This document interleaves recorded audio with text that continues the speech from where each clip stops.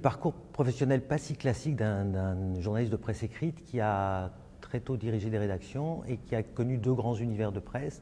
La presse économique d'une part, j'ai longtemps travaillé comme rédacteur en chef aux Échos, et la presse culturelle. J'ai dirigé pendant 10 ans la rédaction de Télérama, et entre les deux, j'ai créé un quotidien au milieu des années 90 qui s'appelait Info Matin. Et donc j'ai connu comme ça un peu toutes les périodicités de presse de la presse écrite, c'est-à-dire quotidienne, hebdomadaire et mensuelle. Et en tant que consultant, j'ai participé à beaucoup de créations de titres ou de rénovation de titres. Il y a deux principaux enjeux. J'allais dire le principal, c'est un enjeu de contenu, c'était par rapport à la feuille de route, essayer de coller au mieux aux attentes de la feuille de route qui est donnée. Là, en l'occurrence, c'était de transformer une revue en un magazine à la fois plus identitaire et plus rythmé, plus moderne d'une certaine manière.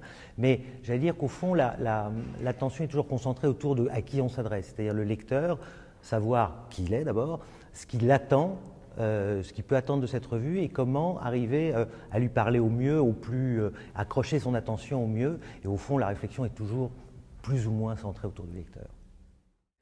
Donc c'est un nouveau magazine. Alors il sera assez différent. La transformation est assez radicale par rapport à celui qu'il va remplacer à partir du 28, parce qu'on était sur un modèle de revue assez daté, de bonne qualité, une revue de bonne tenue, mais qui au fond correspondait à une époque.